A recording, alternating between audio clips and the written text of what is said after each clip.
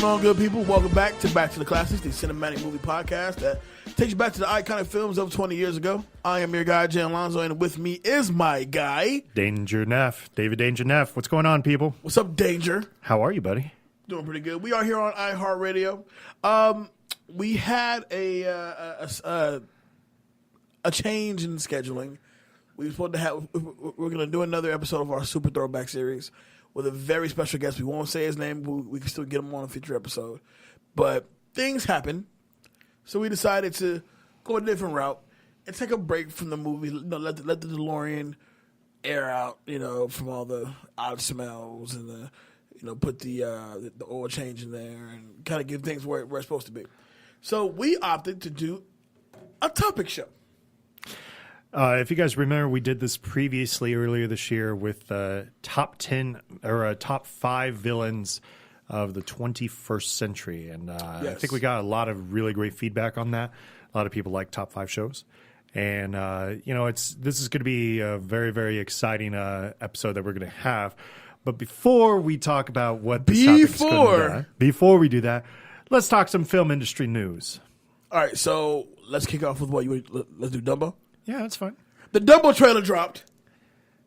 Dropping in 2019. I got emotional. I definitely dropped. I didn't say I dropped a tear, but I definitely watered up a little bit. Did a little sniffles. See, what was your memories of the cartoon Dumbo? Like, did you have the VHS, Black Diamond copy? My grandmother had the VHS. Okay, so she had the VHS. Yes, she did. Because I still have my VHS copy. I still have VHS. Oh. Don't ask. I still have a VHS system. Yeah, man. Like this is if you pawn that now, how much is that worth? Like $30. Bullshit! like $5. Like $5. Like $5. But yeah, I remember the movie distinctively, the cartoon. Of course, the emotional moments as far as Dumbo and his mom and all that. So it brought back the memories of being a kid, being that young Disney kid, and it was like, wow, I'm actually looking forward to seeing this. Now, what I don't want to see, which I feel like we're gonna get, it's the first time we're getting a Tim Burton, Michael Keaton collab since Batman. Right, yeah. And I think he's the bad guy. See, my problem with I've never been the biggest fan of Tim Burton films. Like, I think they're fine. Mm-hmm. But I wouldn't I wouldn't go way out of my way to go see them. It's kind of like the same way I feel about Tarantino. Like, I love Tarantino films, but you won't see me. You don't put Tim Burton and Tarantino in the same sentence. No, Tarantino is a much better director. Of course, tour. I mean, Tim Burton is too, but no, Tim Burton is fine. He still made probably the best solo Batman movie I've ever seen. That wasn't part of a trilogy or anything like that. He gives Chris Nolan a legit run for his money. Absolutely. Yeah. But when this trailer dropped, I remember when I was a kid and watching Dumbo, and I'm actually interested to see how they're going to deal with the subtle racism. That was in there because you remember the subtle racism, the blackbirds that they had towards the end of the movie when he finally learns how to fly. Spoiler alert: if you haven't seen it since the 1960s, shame on you, I guess. But I think I'm most interested in the scene where Dumbo gets drunk. Yes. Yes. Elephants on Parade, because there has to be something there. They put that in the movie, but there has to be something there, because otherwise, it's just going to be a waste for me. Like that. I know it had no significance to that movie, but that was a legitimately scary part. Very true. In that movie, but no, it looks promising. Overall, I am looking forward to it. I'm sure I'll take the kids to see it, and that'd be a good topic. Top 5 live action Disney movies. Once they start, because they're pumping out so many. I'll only give it that kind of attention if I get a Fox and the Hound movie. Yeah, you Fox and the Hound. Yeah, I'm a Fox and the Hound fan. Yeah, maybe gets right here every single time. Every single time. But the Dumbo trailer is out right now. Go check it out if you haven't. The next trailer we'll talk about today is, hold on to your seats, Scary Shit's Afoot, The Nun. Yep. I don't want to say I don't like nuns because that's sacrilegious for some reason. No. We need to talk about this because this was an off camera topic that we were having where you literally said that you don't like nuns. So why haven't you accepted the Lord Jesus Christ and as your Savior? Okay. So if I say I don't like nuns, that doesn't mean attack my spirituality. Okay, it's something about when you grow up watching certain films, based in the church, and a lot of them are horror movies. So when you're almost programmed to be like, hey, that nun is scary as shit. Yeah. So now we get a movie about that scary as shit nun. So what movie did you watch with nuns that like scared you? I'm thinking too far back. Like Sister Act? No, nuns are enjoyable in that movie. See, I know Sister Act, and so like seeing the whole Conjuring series, which by the way is incredibly marketable. I mean, think about this. This movie not only has a direct sequel, which is where the nun comes from, but this is actually the third spinoff from this movie, which is ridiculous to think about. So we had Annabelle. Right, yeah, Annabelle 1, Annabelle 2, which Annabelle 2 is legitimately scary. Better, yeah. And now the nun. Right. So you have Conjuring, Conjuring 2, Annabelle 2, and the nun. So it's like, in some ways, they kind of need to bleed it out as much as they can. And it does look legitimately scary. Well, I'll say this. There's definitely two parts that have me like,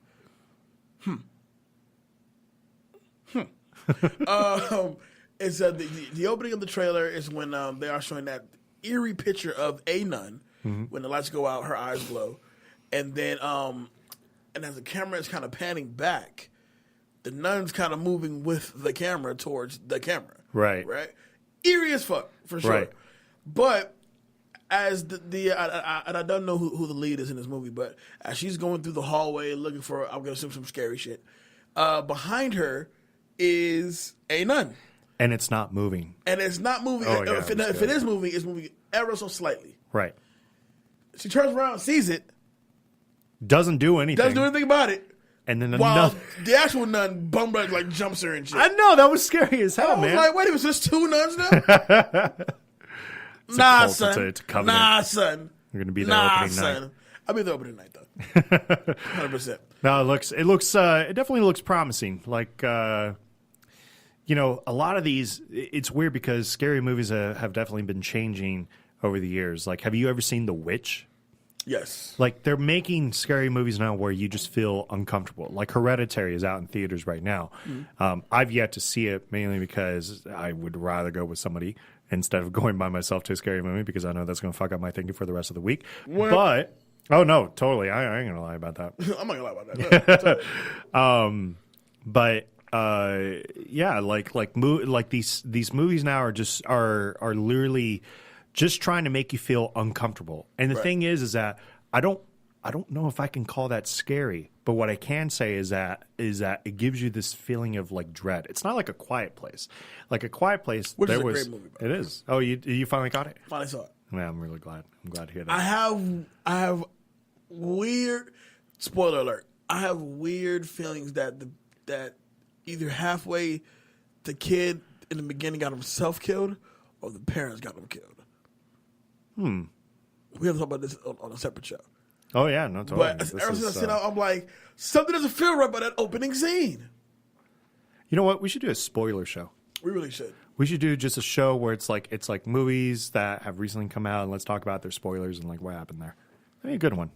But like A Quiet Place, it's very subtle, yet incredibly effective. Right.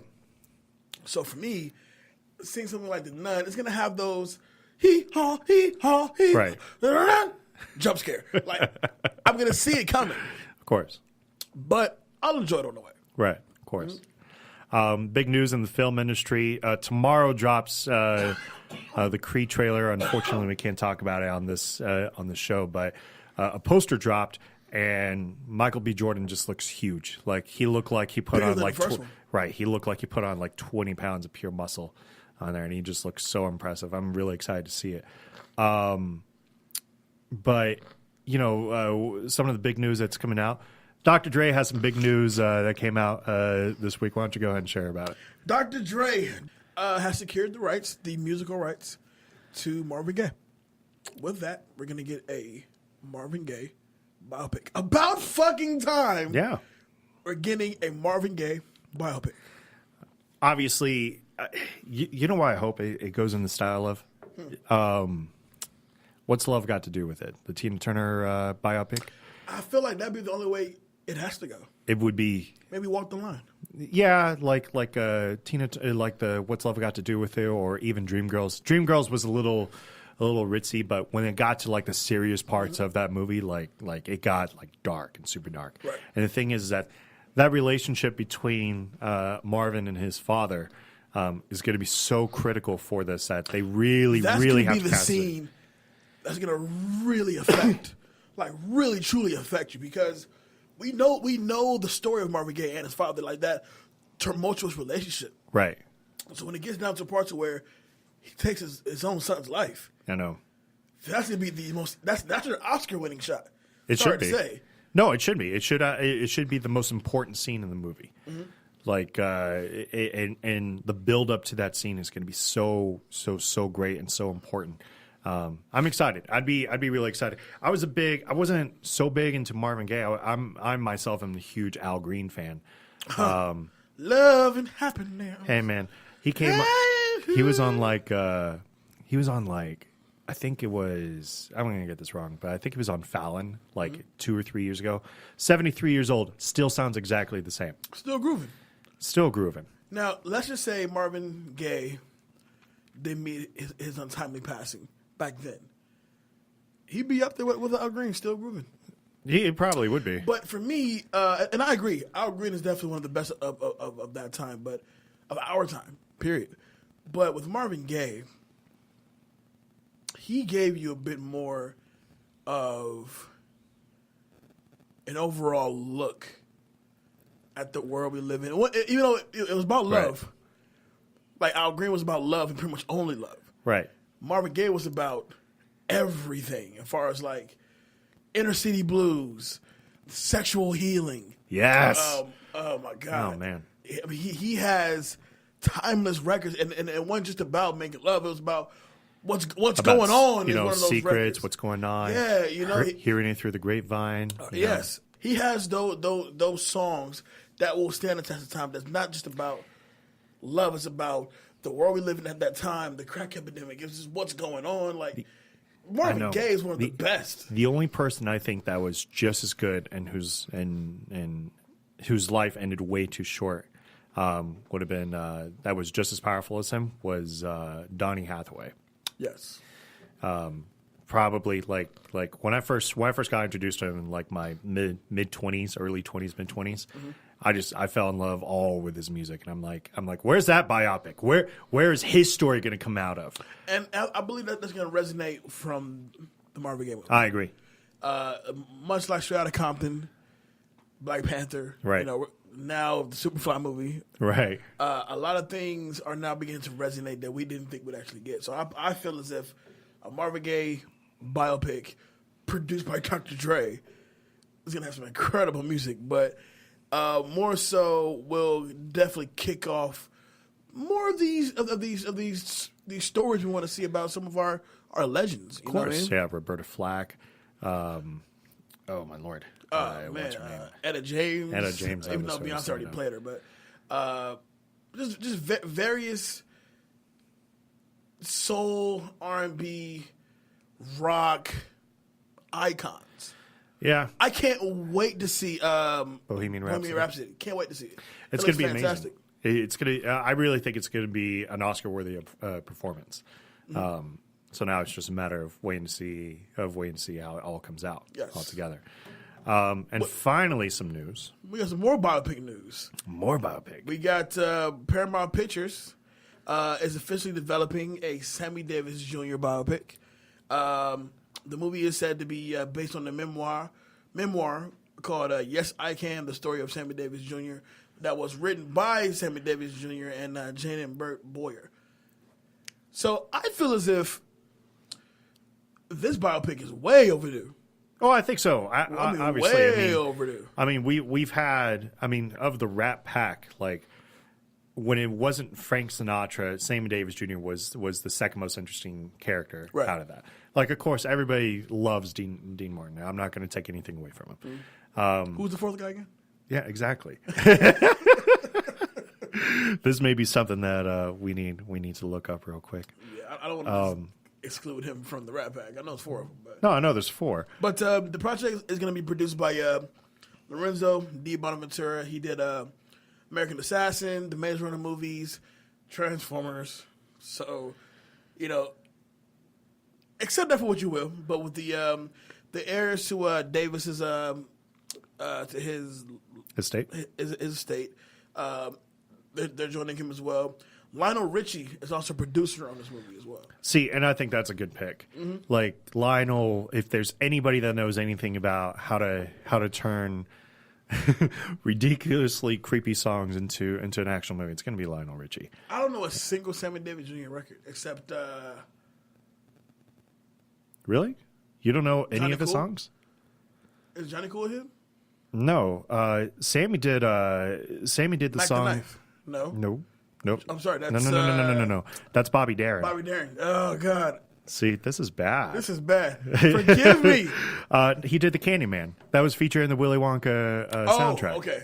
All right. He earned the nickname for, out here in Las Vegas, he was known as Mr. Show Business. Right. And he had like this crazy life. Like he had like this huge accident in the 1950s. Mm-hmm. He lost his eye. He made a whole bunch of money. He dated a porn star. Like it is just like this is one of those where you hear like, oh, this is so Hollywood. This is what Hollywood should have been like for a lot of this talent, a lot of these actors. Sammy Davis literally lived it out. I mean, he lived until 1990 when he died of cancer. Shaboing boing. Shaboing boing. And that was really like a thing he did. Anyway, rest in peace to Sammy Davis Jr., rest in peace to Marvin Gaye. Cannot wait to see these two projects get off the ground. Let's get into the reason why we are here today. So, the top 5 topic that we decided to do, because we were throwing out a whole bunch. Which I think is a good one, because people are like, you know what? That's right. That is some bullshit. Oh, man. And wait until I drop some knowledge and some history on you guys. Is actually, this is top 5 actors or actresses who should have won the Oscar that did not. Now, so here's the thing. I actually took it a step further than that. I have Best Director in there. Oh! I also have Best Picture. Picture. Oh, my Lord. Well, this is unfair. Yeah, I'm just saying, because to narrow it down to just actors and actresses, because me, personally, I'm a fan of the Academy. And for the most part, I feel like they get it right. But no, I disagree. I mean, I feel like there's a good amount of movies that they mess up on. No, not really. Brokeback Mountain. That probably should have won best picture. Against who that year? And I just read it today. Yeah. There was a lot of talk with that movie. Like there was a lot of hype for that movie. And have you ever seen Brokeback Mountain? We were twice. We were in theater class together, dude. Of course we've seen it. It's a very good movie. Cowboy butt sex. Yeah, cowboy butt sex can make totally make a great movie, But no, it lost to Crash. Now, I personally didn't have a problem with it losing to Crash. I found Crash to be an incredibly entertaining movie. And definitely a wake up call to what we know as LA today. Yeah, but let's face it. What do you remember more? Do you remember Crash or do you remember Brokeback Mountain? Honestly, I remember Crash. Like you said, I've seen Brokeback Mountain maybe 2 or 3 times. All right. So let's get this list started. All right, so let's do this. I said I was going to have mine in chronological order, but now looking at my list, I realize I'm not going to do it that way because I want to save my biggest upset for the end. Ooh. So, am I going first? Please do. And which topic are you actually doing real quick? I'm gonna do number 5, and this is gonna be. This is actor? Huh? Is this an actor? This is Best Director. Best Director. This is Best Director. For me, number 5, Martin Scorsese for Wolf of Wall Street. Okay. He lost to Alfonso Cuarón for Gravity. Academy Awards 2014. Okay. For Best Director. That is bullshit. Why? Now, not taking nothing from Gravity. Gravity, to this day, is an excellent film. Excellent achievement in filmmaking. However, I think me and you had this conversation not so long ago to where Gravity is really, truly enjoyable. It's enjoyable regardless. You get the full stakes of the movie when you watch it on the big screen. Mm-hmm. No, I agree. You're in No doubt about space, it. you know? Wolf of Wall Street, you can watch to this day and still be just amazed by it. Number one, the runtime. The runtime is 3 hours and 10 minutes long. Swear it feels like it's fucking 90 minutes. Easy. Well, I remember this. I remember because Wolf of Wall Street is one of the like Wolf of Wall Street is that movie that you get to hype yourself up going into Monday morning. It is a roller coaster ride of a movie. And all you have to do is watch the first 90 minutes of it. And you are so hyped up, especially for you, definitely. Like having to deal with customers and dealing with calls and whatnot. Like just to get that like moment where you're just Pick like up the phone hyped and up. start dialing. Give me your money. Yeah, man. No, I could see it, you know. Yeah. And like I said, this takes nothing away from Alfonso Cuarón. He made a fantastic film. What Scorsese was able to pull out of DiCaprio, out of Jonah Hill, out of Matthew McConaughey, out of goddamn Rob Reiner, you know, like this movie truly does represent what people were thinking is the American dream. I love Rob Reiner. He's awesome. You know, he's great. The Wolf of Wall Street, and I think I'll probably watch this movie maybe twice a year. Twice a year? You know what? I think I Maybe just twice a picked it year. up. I think I just picked it up.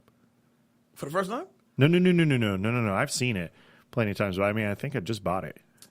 I own it. I proudly own this movie. The movie that DiCaprio should have won an Oscar for, though Revenant's good. I would prefer he win for Wolf of Wall Street. Right. Yeah. And with that being said, I would rather have Scorsese win for Best Director instead of Alfonso Cuarón. Okay. What you got? Are we, if you really want me to go to director, since I just decided to look it up just now, how about,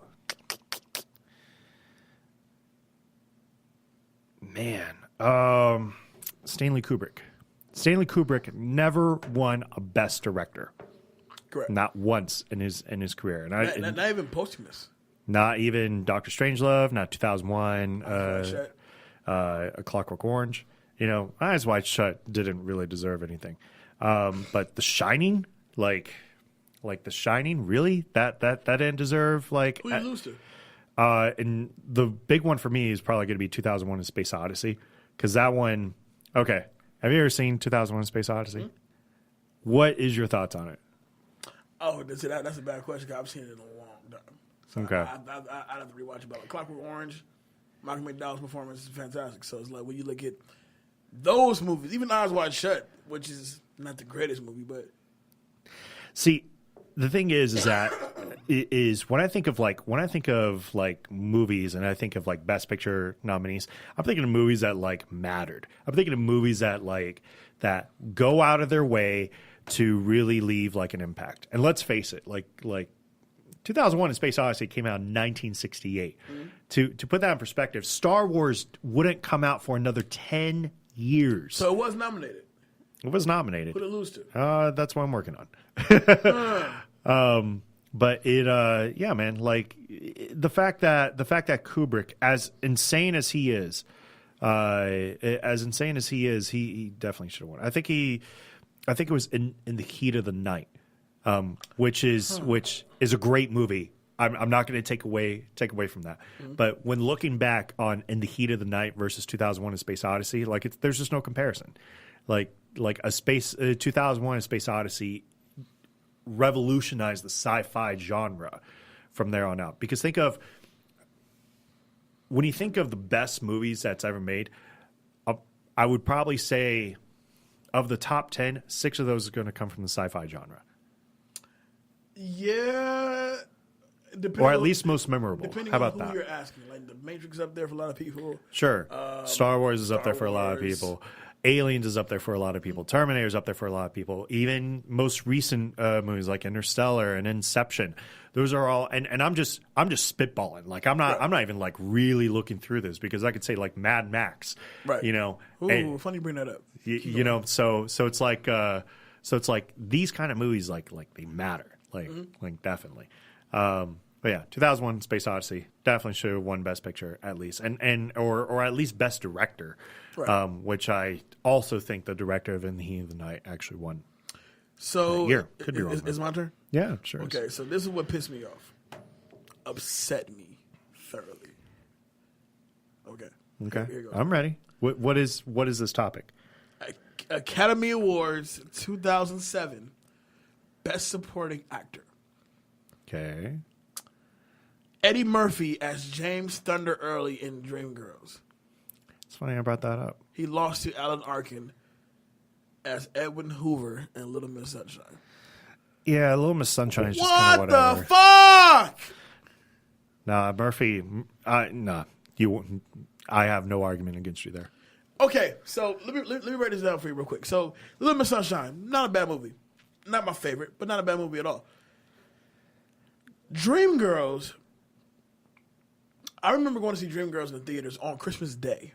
Me, Los, my mom, my grandmother. And my grandmother, God bless her, she sleeps through a lot of stuff. Mm-hmm. Dreamgirls, I remember her sitting in the front in her wheelchair, and she's, you know what I'm saying, having a blast with the movie, you know. In comes Eddie Murphy, and it's an Eddie Murphy you've never seen before. Right. I mean, he's coming, he's sliding in. Jimmy got soul, like he's doing it, you know. Like he's right. really doing it, you know. And you know, for the performances, puts it together like effortlessly. But then when the drama stuff comes, I was like, this is fucking Eddie Murphy.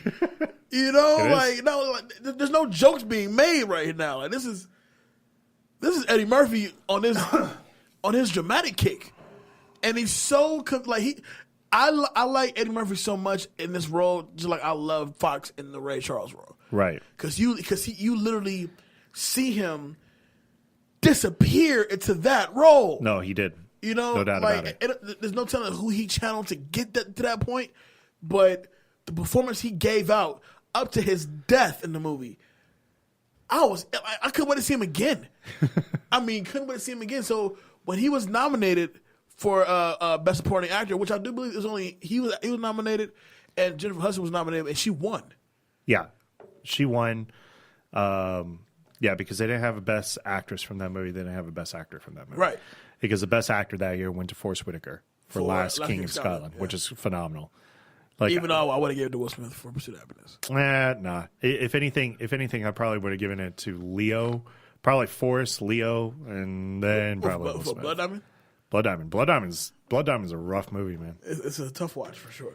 But Alan Arkin in Little Miss Sunshine, you're Alan Arkin.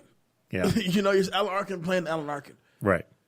Not much special there, you know? Right. But it did revitalize his career a little bit. Did it last? No. But, I mean, that's my problem with Eddie Murphy. Like, the Dreamgirls role really should have took off for him. I remember the concept that they had for, did you ever see the movie 1,000 Words? Yep. 1,000 Words. The concept of the movie was phenomenal. You're going to take a motor mouth comedian, Eddie Murphy, because the dude talks, and he talks, and he talks forever. Mm-hmm. And you give him 1,000 words to live. You know, he can only speak 1,000 words before the last leaf on this tree falls off. Don't bother with the movie because it just wound up being garbage. It's horrible. But that's what I mean. Like Dreamgirls should have revitalized his career, right? And it never did. And that's what makes me so mad about Eddie.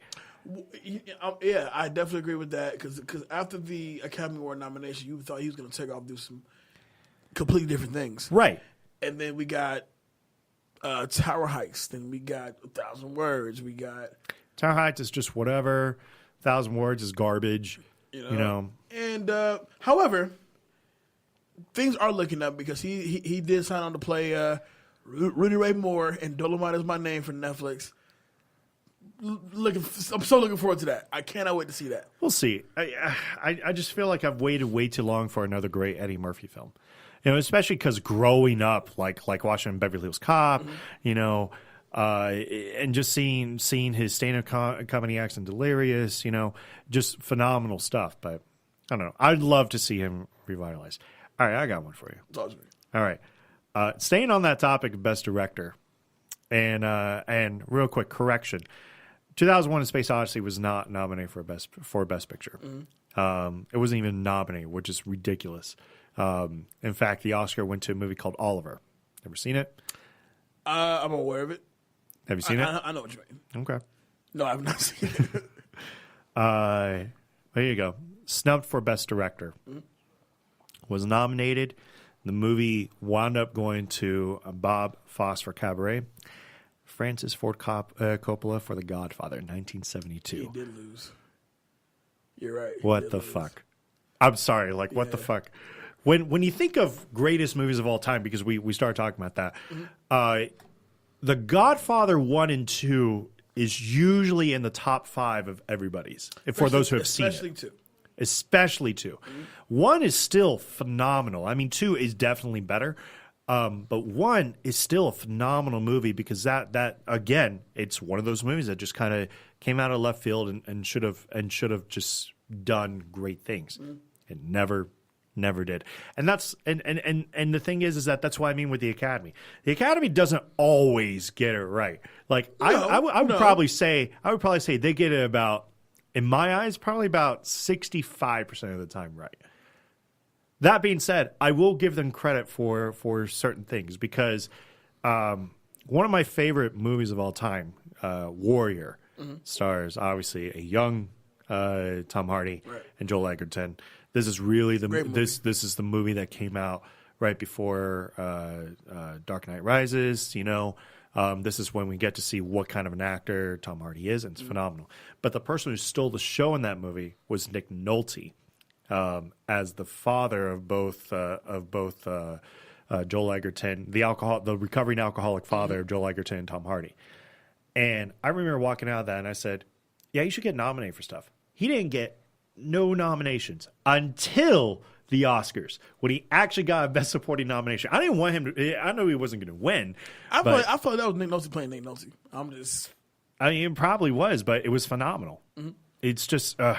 That's one of those movies that make me cry. I ain't gonna lie. Is it on me? All right. What else you got? All right. I have. Are we actually doing actors now, or? I have a best actor for you. Best actors. All right. Yeah. Are we actually going through our 5 now? Oh no! I've been to my 5. Oh, yeah, okay. Well, no, I haven't even started on mine. Oh shit. Well, that's fine. No worries. Okay. I'll go at number 3. Me number 3, Mickey Rourke as Randy the Ram Robinson in The Wrestler. Okay. Yeah, I agree. Who lost to Sean Penn in Milk. Academy Awards 2009 for Best Actor. Where do I start? Okay. The surprise factor in itself that Mickey Rourke, an aging actor, an actor who's gone through his share of problems, can come back after a hiatus, which kind of restarted his career for a little bit. Can come back from a long hiatus in great shape to play this aging wrestler, which is in a weird way almost a biography for him. And fucking murder it. I mean, he killed that role. He did. To the point to when you get to that last shot of him struggling to get on the ropes. Right. But finally get on the ropes. Mind you, he had his ass beat. Yeah. But he gets to the ropes and he looks at the crowd. The crowd's chanting his name. He's all like, he turns around and he finally just makes that final leap, and then the credits roll. It's like he fought his way back. Yeah. He fought his way back. Yeah. Yeah. He needed Mickey Rourke deserved that Oscar for The Wrestler, hands down, hands down. Sean Penn and Milk. The Milk was a good movie, but I felt like that was more of a movie for a timepiece, like let's give some celebration to gay actors. And it's like, didn't we already do that with Philadelphia? You know. And I'm not taking away anything from Sean Penn, but come on, Sean Penn stole one in Mystic River already. Yeah. Like there's a lot of awards that he's actually won that, in my opinion, he just kind of like stole them. And I'm like, I feel like that's a little unfair, but it's kind of the way it breaks out every once in a while. Yeah, because for me, even though Mickey Rourke did take advantage of the actual Academy Award nomination, you know, he ended up being the bad guy in Iron Man 2. He did some other stuff too. He what else did he do? Mickey Rourke? After The Wrestler. After The Wrestler? Yeah. Ooh, man. Man, his star like faded real quick after Iron Man 2. I wouldn't call it. Well, yeah, it did actually. But at least he was at least trying to recoup his career a little after the Oscar nomination. Yeah. But him being the villain in Iron Man 2, he did something else. I can't think of what it was. But if there was ever a time Mickey Rourke deserved his name on that marquee, in that ballot, it's definitely The Wrestler. All right. I got one for you. You want my number 3? Uh-huh. My number 3, this actor is definitely not the best actor. I'm going to be the first one to tell you that. In fact, he was probably his most well-known role, which is what I'm going to talk about, has been played close to 10 times now. About the same actor. We're about to talk about the same actor. Okay. All right. And that's going to be Sylvester Stallone in the original Rocky. Now, to be fair, 1977 Academy Awards was a really, really strong year for movies. Mm-hmm. Taxi Driver came out. Network had came out. Rocky had just came out. There was also All the President's Men had just came out. So there's like 4 movies right there that really kind of shaped movies in itself. I mean, you can make the argument that Robert De Niro should have won for Taxi Driver. Yeah. But in my eyes, when I think of and it's what irritates me about the character now. Like I'm fine with where he's at, and we had this discussion off camera. But in that original Rocky movie, the one scene that like won it for me is there's a scene where he has taken the fight with Apollo, right, and he needs a trainer, and Mickey comes. Cut me, Mick. Right, cut me, Mick. No, he comes to basically beg for the services to train Rocky for his first ever title fight. And keep in mind, Rocky was a fine boxer, but he should have never been in there in the first place. Right. So it's literally the ultimate underdog story at this point, 1976. And the thing is that you can really tell, and it's what irritates me so much about the character. Rocky wasn't a dumb guy. Right. He was just a very street smart kind of guy. And then Rocky 2 happened. You can really tell how dumb they try to make him look. Right, and that's my problem with it. They like ruined the character almost, because at first this was a guy that was literally the heart and soul of the entire franchise. Right. Even nowadays, he should have won for Creed. I will also second that. Stallone, if there was ever a time he should have won to play Rocky Balboa, it was for Creed. It was. I mean, it's tough to say, because the 1977 movie was just so strong, and for him to miss it out on both Rocky and Creed, and I get it. Like, all right, Stallone isn't the best actor, but it doesn't matter. Like if you do a good job in a movie, you do a good job in a movie. It's right. It's like Mickey Rourke. Mickey Rourke is a very talented actor. The problem is that he was always kind of a jerk to literally everybody, and he was kind of a sleazeball to everybody. Right. So for him to miss out on Randy the Bull, Randy the Ram, in The Wrestler it's heartbreaking, because you can tell that these guys and the best part about it is that you do realize that Stallone wrote Rocky. Like the original concept and everything, and they initially didn't want Stallone to play the role, and he says, "No, I'm playing this role, right. Whether you like it or not. I'm going to play this role. Otherwise, I'm not interested in making this movie." And it's trying to be one of the most iconic roles ever. Exactly. So it's like when you put all that together, and this is not taking anything away from Robert De Niro, but yeah, like he definitely should have taken it for that year. What did it lose to? He actually lost. So this was the first time in the history of the awards. Peter Finch, who plays a main character in Network, which is another great movie. It's I'm not going to take it anymore role. But Peter, see, and this is where it gets a little controversial. There's only 2 actors that have ever won an Oscar posthumously because they've died. Peter Finch was the first one. The second one being Heath Ledger. Right. So Peter Finch, Peter Finch was a great actor that never got the recognition that he did, and I felt like the Academy was just like, oh, he died. We should probably just give it to him. It's like, okay, who remembers Network? Who remembers Taxi Driver? And who remembers Rocky? Like Taxi Driver has a lot of recognition, but I feel like that's been spawned off so many times. Whereas Rocky, there hasn't been anything that's really encapsulated that particular character. Not necessarily, but Creed would be that best example of Rocky being remade. Right, exactly. Yeah.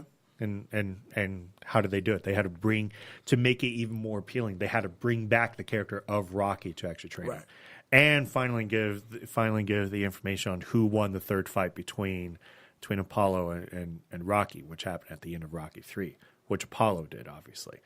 But that's what I mean. Like, and the fact that they killed off Apollo Creed in Rocky 4 pisses me off. All right, that was so unnecessary. I don't know where I want to go with number 4. I either want to go with Best Actor or Best Picture. I think I'm going to go with Best Actor first, only because Best Picture is going to be a debate for some people. Sorry, people. But it's going to be. So I'm going to go with Best Actor. Okay. My number 4 is Denzel Washington.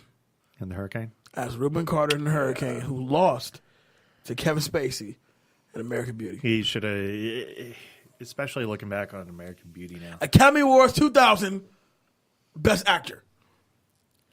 See, before you get into, because I want you to totally encapsulate this, but, you know, a lot of people are going to say, oh, well, at least he got his with Training Day. But it doesn't matter. Like, yes, he won it for Training Day, and yes, some people, the bad guy. right, yeah. and yes, and some people feel like he should have. But no, you're absolutely right. The Hurricane was a phenomenal movie. The Hurricane and his performance in The Hurricane is nothing short of brilliant. I mean, brilliant. You felt every year that man sat in that jail cell. You felt the connection between him and the kid, as the kid just is trying to get him out. You know what I'm saying? And like, and at one point he gives up hope. Right. Like feels like he's gonna die in this place. You know, and eventually the man gets to come home, and you feel that sense of completion. Like yes, he's home. You know. And the emotion that Denzel carries on with this movie, I mean, I can watch the movie today and still be like, fuck. Yeah. You know, because this is during a time when black men get accused of something he didn't do, and he has to spend the rest of his life in prison until somebody comes along and try to get him out and prove him innocent. And just the way that this movie was put together, it makes me smile. And I feel like, though Kevin Spacey in American Beauty does give a great performance. Sure, fine. All the bullshit aside, he gives a good to great performance. Sure, it's an enjoyable movie that gets looking back on it, you know, it's a fine movie. But The Hurricane was something special. Very special. So then you agree then? Oh, absolutely. All right, cool. Oh, absolutely. You totally got my vote there. All right, go ahead. All right, my number 2, since we're totally going to do this now, this one is a little controversial. I remember when it happened, I sat there at the end and I was like, are you sure? Because did you guys see the same movie I did? Because it was phenomenal. My number 2 snub of all time is Tom Hanks in Saving Private Ryan. He did not win for Saving Private Ryan. And he lost to who? That was the 1998. 1998. Yeah, because it's going to be one of the movies. Spoiler. Sorry. Spoiler alert. It lost to, I want to say Shakespeare in Love. Wait, that's bullshit. Wait, he lost to Ralph Fiennes? No, actually, I know. I'm sorry. He lost to, no, because that came out the year before. Hold on. I'm going to tell you right now. Come on, fact checker Dave. And fact checking. I was going to say Jack Nicholson and As Good as It Gets, which it was fine. No, he lost to Roberto Benigni for And Life is Beautiful. Yeah, I remember which is that. a whatever. It's a whatever movie. I'm sorry, it's a whatever fucking movie. It doesn't speak English. Exactly. Like all right. To give you a perfect example, Edward Norton was nominated for American History X, and it's definitely Edward Norton's best role. Mm-hmm. But it does nothing compared to Saving Private Ryan. Saving Private Ryan is the best World War II movie ever made. Actually, when I watch it now, it's like I feel weird watching it. It's kind of eerie. It is eerie, yeah, because it felt there's this real sense of realism there. Mm-hmm. That you just don't see. Everything that Tom Hanks as Captain John Miller does in it is phenomenal. You know, this was a teacher that's literally kind of yanked out of his job to go fight this war. Right. And all of a sudden he's a captain and he has to find this son of 4 brothers that is alone. You know, so he has to risk his entire troop to figure it out. I mean, so many powerful performances in there. It gave us the introduction to Giovanni Ribisi. It should have really continued the career of Tom Sizemore, who was severely underrated in that. We got our first official look at Vin Diesel. Right, first official look at Vin Diesel. Mm-hmm. It was the follow up performance by Matt Damon, because in '97 it was, which could be another snub, by the way. '97 was Good Will Hunting. Yep. You know, so it's like seeing this movie and seeing how impactful it was. Look, there's a lot of great World War II movies out there. One of my personal favorites, Fury, is phenomenal in every sense. Even Inglourious Bastards, as fake as it is a phenomenal movie. Still doesn't touch anything Saving Private Ryan did. I agree. Unfortunately, I will say I cling to Inglourious Bastards a bit more than Saving Private Ryan because it's not real. But at the same time, Saving Private Ryan is such a powerful film. Yet it's supposed to feel eerie and gritty and you know, war is hell and yada yada yada. So I agree with you. You know, that character, you know, taking that teacher out of his comfort zone and placing him smack dab in a war, responsible for all these men, you know, and then of course he meets his demise at the end too. Right. So, yeah, I'll give you that. I'll give you that. Is this your number one or number 2? My number one. Oh man, I'm excited. My number one. This is why I like talking with you, man, because I know I agree with you a lot on films, but one of the best parts about this entire process is like getting to really see how you think and getting to really see how you go about things. When I was putting together the list, I'm like, yo, that's that bullshit. Why this is the one for me that just bothered me so heavily because just of what the movie was able to achieve. And this is going to be Academy Awards 2016 Best Picture. Mad Max Fury Road lost the spotlight. Ooh. And this, is going to be controversial. Trust me, I know. Have you seen Spotlight? I have seen Spotlight. I don't know, man. That was so well made. If we're going to exclude Mad Max and be just about Spotlight, then it's a well-deserved win. Because Spotlight challenges us to really think about what happened at that time, just like it challenged the reporters in that movie to really go against the grain and figure out what actually happened what happened in the church. It is disgusting what happened in that church. Oh, and yeah. But yeah, no doubt about it. George Miller, who is 90 or whatever the fuck, is like a retired rock star that says, you know, for one more time, I'm going to let this hair drop, give me my guitar, and I'm going to rock this bitch out. And that old man gave us, in my opinion, the coolest fucking movie that somebody in his generation, people in his generation, in his age range, aren't doing this. Right. This is hard rock. This is heavy metal. I feel for George Miller as if he had heart problems on set. I don't think he did. God forbid he did. But this movie gives you, it's like somebody, a director in their 20s, this is hard for them to get through. It's so much adrenaline and it's all practical effects. So it's loud as shit on set daily. And what we got is the coolest movie. Like, put it this way. I've seen a few Mad Max movies. Sure. It usually goes Road Warrior, and Beyond then the rest. Thunderdome. And then the first one is garbage. Yeah. However, I think I saw Road Warrior and I saw Beyond Thunderdome years ago. But then I watched Fury Road and was inspired to go back and watch all of them. Yeah. I had to. And then watched them all and went back and saw Fury Road again. And then, the black and white chrome version. Oh, my God. Mad Max Fury Road was robbed of its Best Picture Oscar, which, to my surprise, it was even nominated for the Oscar. But,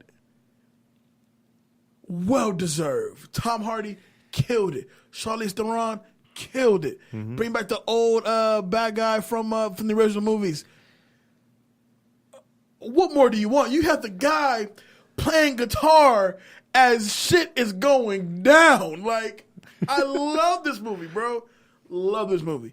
Totally route for it. Now, Spotlight, Michael Keaton, Rachel McAdams, Mark Ruffalo, they put together a fantastic project. Mad Max Fury Road is... Okay. Spotlight is like sad classical. Mad Max Fury Road is like fucking hardcore metal. Right. The movie's great, man. The movie's fantastic. It's a great movie. I'm going to give you my number one. Do you have any honorable mentions? Off the top of your head? No. Because I do. I have a couple of honorable mentions. Maybe I do. Wait, let me think. Nope, I don't. I'm not going to list, like, I'm not going to say who won because that just takes too much time now to look it up. But a couple honorable mentions. Al Pacino for Scarface, which I'm sorry, like, that was just a phenomenal fucking film. Mm-hmm. Russell Crowe for A Beautiful Mind. He didn't win? No, he didn't win. He did not win. I want you to think about that for a second. We assume they win. They don't always win. All right, keep going. Robert De Niro in The Deer Hunter. He didn't win that one. No, he did not. It was a travesty. Richard Dreyfuss won for The Goodbye Girl, which is okay. Which is okay, but no. De Niro. Okay, if you've never seen The Deer Hunter, I'm going to warn you. This is not a happy movie. There is nothing happy that happens in it. Christopher Walken gives his best performance. Mm-hmm. Yes, Christopher Walken wins an Academy Award in this movie. Mm-hmm. Meryl Streep gets her first Academy Award nomination. That kicked off the entire... That kicked off everything in this film. I must specifically warn everybody, this is not a happy movie. There is no happy endings with this movie. But my number one, and this is actually a little controversial also, is Peter O'Toole, Lawrence of Arabia. Lawrence of Arabia is based on the true story of the British scout who went to Arabia to basically create what we now know it as. I want to drop a bomb. I've never seen Lawrence of Arabia. Really? Never seen it. It is probably the best acting performance you'll ever see. I mean, and I'm giving that all its due to everybody. He was definitely nominated, and he lost. And it's a little controversial on why he lost, because he lost to Gregory Peck in To Kill a Mockingbird. Now that I've seen. And he does a phenomenal job. I'm not trying to take it away from him, but it's like I almost feel like if To Kill a Mockingbird would have came out in that first in 1961, and then Peter O'Toole in 1962, there definitely would have been a major difference on this. Gregory Peck and To Kill a Mockingbird, to me, first of all, To Kill a Mockingbird is a movie that we watch in like school. Of course. And same thing with 12 Angry Men. Even in school, you're just like, this is a damn good performance. Like, no doubt about it. He's giving it his all. And when I say that Peter O'Toole does a better job, I now need to watch you're gonna have to watch it now. Huh. it's just it's like literally it could literally be like one of the top 5 movies of all time. Easy. It's that good. It's that good of a film. That being said, you gotta keep in mind it's 1962. So always keep that in mind. But if you haven't seen Lawrence of Arabia, please do so. If you haven't seen To Kill a Mockingbird, please do so. Please get out and watch that. I'm gonna until I see Lawrence of Arabia, I'm gonna go ahead and say you're wrong and very That's fine. deserved. You can his, whatever, but whatever, you know. Not that was our top 5 performances that deserved the Oscar that didn't take it. That was fun. Yeah, definitely dope. Show. We will be back next week for a whole another round of back to the classics. How should we wrap this up? What do we got coming up? We're filming stuff now. Yeah, we are. Don't know how exactly we feel about that yet, but you know, we are filming stuff now. So looks look for more Jay visuals. Need some gym sessions. I'll need a gym session for sure. And we definitely have to start getting our reviews up for going into the Oscar season this year. Right. So some good shit's coming. On that, real quick, I literally just turned in before the show. For those of you who have just been missing out on movies this month and want to catch them, I picked up Movie Pass. Now my next goal is to get them as a sponsor for our show. That'd be nice. So I've been catching a whole bunch of movies. I literally just dropped 4 reviews on Los today. So I'm going to have him review it, make his decision on how he wants to post these. And all this week, you can fully expect all 4 reviews. It's Upgrade, Incredibles 2, Tag. I caught Tag. Let me tell you, man, there was one scene in Tag that like made me super uncomfortable. I keep hearing about a certain scene that's like very... Like I know they were trying to go for jokes on it, but yeah, that did not work at all. And Ocean's 8, which I also caught. But to wrap it up, yes, we got another show coming up next week. You can always catch us here every Thursday. And Danger David Neff. Let people know where they can find you. You can find me on Instagram and Twitter and Facebook now. He's back on Facebook. I'm back on Facebook. He's back on Facebook. Yeah, and all of a sudden, all this political shit came out, and I was like, whatever. I'm tired. Welcome back to Facebook. Welcome to Facebook. Mm-hmm. At David Danger Neff. You can catch me on Twitter. You can catch me on Instagram. You follow, I follow, you talk, I talk. You know, you ask me all sorts of questions, and I'll ask you a whole bunch of questions. Doesn't matter. Let's get a conversation going. I'm interested in hearing what you got to say. My co-host, my wonderful compadre here. Well, you can find me on all the social media simply at I am Jay Alonzo. You talk to me, and I'll talk back. That's Facebook, Instagram, Snapchat, Twitter. Don't forget to follow the show, BTTC Podcast on Instagram, BTTC Podcast on Twitter. And, of course, jump on BeatNetworkOnline.com for all of the merch for our show. We got some more ideas for merch coming up pretty soon. Cannot wait till you guys start seeing this new shit. And also, of course, all the links to all your favorite Beat Network shows, like Robert Chocolate, The Noise. Those guys are awesome. We will be back next week. I forgot what movie next week is. We're going to talk about that. We'll discuss that. But above all else, Jay Alonzo, David Danger Neff. Back to the Classics. We will be back next week. Peace.